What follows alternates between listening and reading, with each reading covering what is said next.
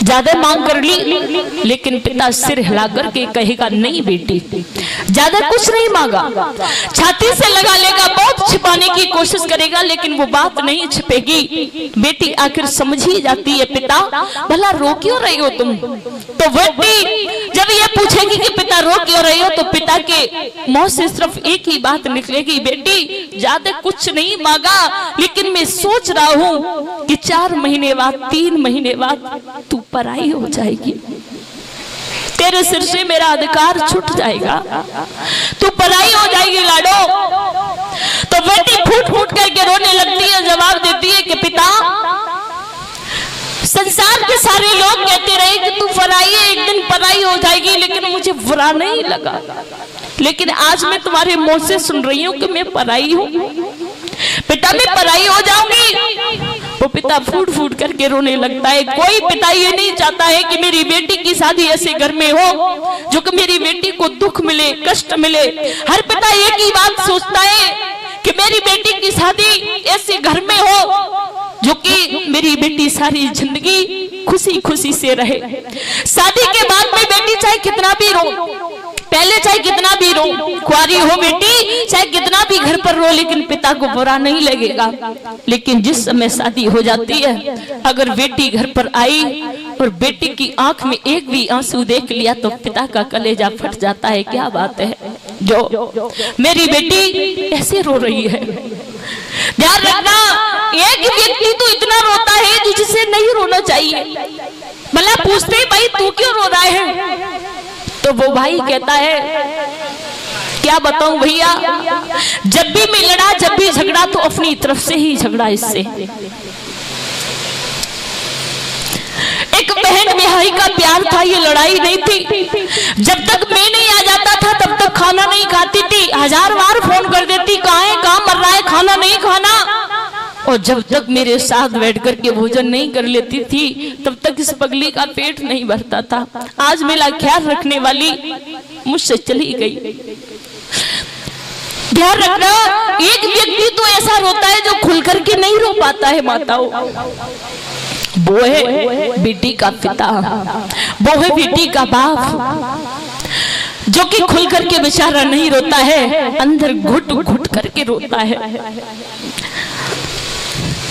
भैया अगर किसी के घर पर भोजन करने के लिए जाओ तो भोजन अच्छा नहीं बने तो कह देना ये भोजन अच्छा नहीं है। अगर किसी की बेटी की शादी में भोजन करने के लिए जाओ तो कभी ये मत कहना कि भोजन अच्छा नहीं बना, क्योंकि वो पिता सारी जिंदगी की मेहनत अपनी बेटी की शादी में लगा देता है। सारे लोग तैयार हो जाते हैं, देखा होगा जब जयमाला का नंबर पड़ता है तो सारे लोग तैयार हो जाते हैं, लेकिन वो पिता खुद के कपड़े बदलना भूल जाता है, नंगे पैर भाग रहा है। खाना खा लिया तो खा लिया, ना खाली पेट भाग रहा है। कहते हैं भाई तू तो कपड़ा बदल ले और आखिर कपड़े तो पहन ले। तो वो पिता कहता है ना बस मेरी बेटी अच्छे घर में पहुंच जाए, मैं तो ठीक हूँ, ऐसे ही ठीक हूँ। जब विदाई का नंबर आता है तो देखा होगा कि 2-3 घंटे पहले से वो पिता दूर रह जाता है, बेटी से दूर हो जाएगा, एक कुन्ने में पड़ा पड़ा रोएगा। बेटी की जब विदा होती है तो बेटी फूट फूट करके रोती है, कहती है मेरे बूढ़े बाप को तो बुला दो, जाते जा करके अपनी बेटी को विदा तो करके आ। तो वो पिता रो करके कहता है क्षमा करना, मेरे अंदर वो क्षमता नहीं है, मेरे अंदर वो ताकत नहीं है जो मैं अपनी बेटी को छाती से लगा करके विदा कर दूं, अपनी बेटी को डोली में बैठा दूं, नहीं है मेरे अंदर वो क्षमता। बेटी की विदाई करने के बाद में वो पिता कुन्ने में जाकर के माताओं फूट फूट करके रोता है, कहता है आप 2-4 दिन तक मुझसे बात नहीं करना, क्योंकि मेरे शरीर में वो क्षमता नहीं है, ताकत नहीं है जो मैं तुमसे बात करूं। लक्ष्मी घर से गई, वो गई, लेकिन मेरे हाथ पैर तोड़ करके चली गई। वो पिता होता है, लेकिन माताओं एक पिता सर की जो बेटी होती है ना, पिता के सर की पगड़ी हुआ करती है। कभी ऐसा गलत कदम ना उठाएं, ऐसा गलत काम ना करें जो समाज में हमारे पिता का सर नीचे हो। हमेशा ऐसा बहादुरी का काम करिए जो कि हमारे पिता समाज में सर उठा करके बात कर सके। लेकिन जब वो पिता विदा करता है, अपनी बेटी को छाती से लगा लेता है, फूट फूट करके रोता है, तो आज बेटी रो करके कहती है कि पिता मत रो। तो आज रो करके एक ही बात कहती है,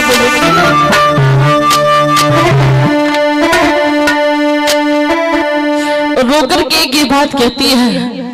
पिता कहता है बेटी तू जा रही है मुझे छोड़ करके, जाने के बाद में अपने सास ससुर अपने पति का ख्याल रखना।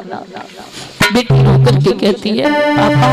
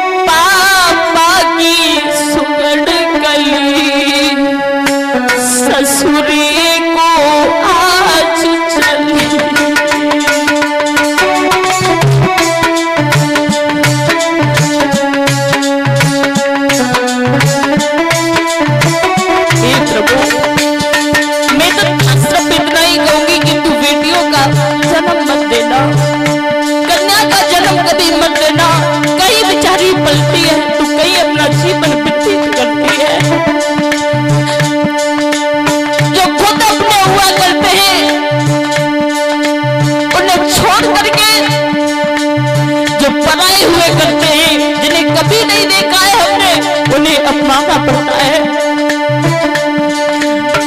जो बेटी सबसे पहले भोजन करने वाली माताओं ससुराल में जाने के बाद में दो रोटी अपने हाथ में पकड़ने के बाद एक कुन्ने में बैठ करके खा लेती है, वो बेटी हुआ करती है।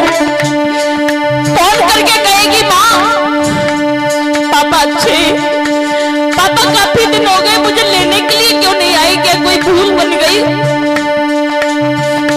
बात कर लो पापा मुझे ले जाओ। चुपके से फोन करेगी, तो पिता फोन करता है मैं बेटी को लेने के लिए आ रहा हूँ, ससुर मना कर देते हैं हम नहीं भेजेंगे। वो बेटी फिर से फोन करती है पापा क्या बोला, मना कर दिया। वो रो करके कहती है पापा सब ठीक तो है, अपना ख्याल रखना पापा। देखा होगा कि जब कड़ी सर्दी पड़ती है कमरे में बंद हो जाते हैं, सब लोग लेट जाते हैं, पिता कहीं से आता है कहीं से लौट करके, तो चाहे बेटा क्यों न पास में पड़ा हो आवाज लगाएगा, दरवाजा बजाएगा, कुंडी खोलो। माँ कहेगी लाला पापा आ गए चला जा, तो वो बेटा कहता है नहीं मुझे सर्दी लग रही है। लेकिन बेटी ने जैसे ही देखा मेरे पापा आए, उठ करके खड़ी होगी, दरवाजा खोलेगी, पापा सर्दी लग गई होगी, पापा खाना नहीं खाया है। हर समय बेटी अपने पिता का ख्याल रखती है, वो बेटियां हुआ करती हैं। पापा की सुगंध ससुरे को आग जली,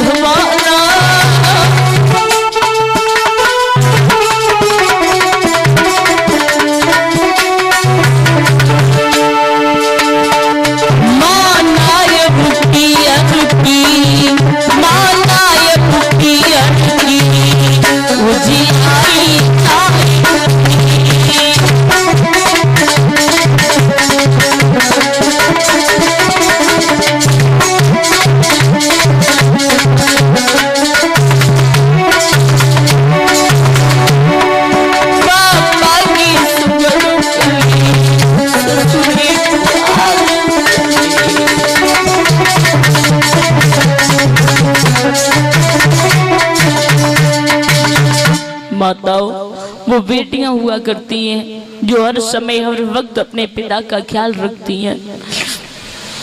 वही व्यक्ति पीड़ा समझ सकता है जिसने अपनी बेटी के पीले हाथ कर लिए होंगे। अब बेटी बोझ नहीं है, ध्यान रखना मेरे श्रोताओं, बेटियां बोझ नहीं, लेकिन एक जगह बोझ है। अगर गरीब बाप है, उसके पास में धन नहीं है देने के लिए, तो इन धन के लोभियों ने, इन दहेज के लोभियों ने बेटियों को बोझ बना दिया है। अगर थोड़ा भी धन कम रहा तो ध्यान रखना ये चैन से नहीं जीने देते हैं, नाना प्रकार के ताने मारते हैं। बूढ़ा बाप है, उस बाप के पास में कुछ नहीं है, मेहनत करके शादी कर दी। जब मेहनत करके शादी कर देता है, मैंने देखा है कहीं कहीं के बेटियों को घर से निकाल देते हैं, बेटियों को फांसी लगानी पड़ती है, बेटियों को अग्नि में जिंदा जला देते हैं। ये दहेज के लोभियों कभी ये नहीं सोचा कि तुम्हारी भी बेटी कहीं जाकर के एक बहू बनेगी? कभी ऐसा नहीं करना चाहिए। इन दहेज के लोभियों ने बेटियों को बोझ बना दिया है। लेकिन ओरे विधाता, ओरे प्रभु, इस कन्या का जन्म तू मत देना, ये बहुत बड़ा जन्म है। कहीं बेचारी जन्म लेती है तो कहीं पल करके, और कहीं चली जाती है तो कहीं अपना जीवन व्यतीत करती है। उस पौधे को वो पिता 18-20 साल तक पालता है, बड़ा करता है।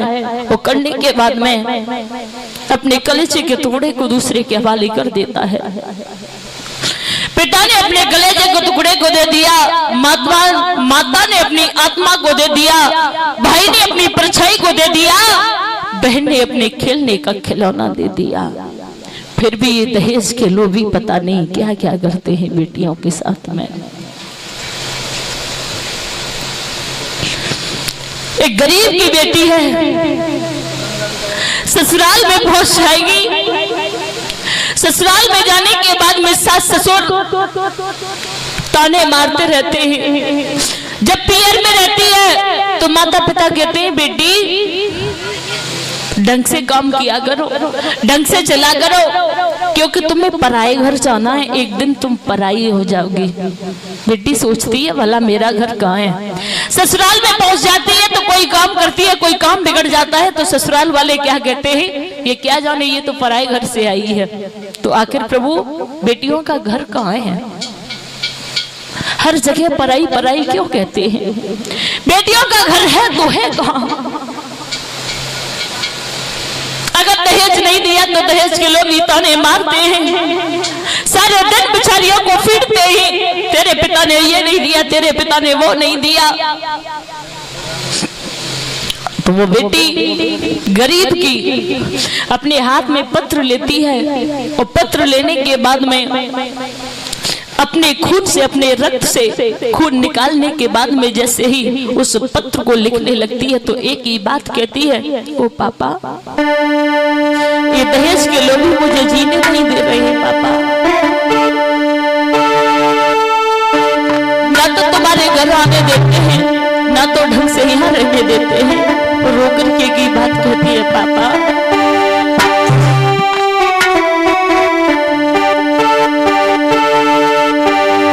अपने खून से लिखिए चिट्ठियां, अरे अपने खून से लिखिए चिट्ठियां, पापा माई की कुटर से तुम्हारी चिट्ठियां, पापा माई की कुटर से तुम्हारी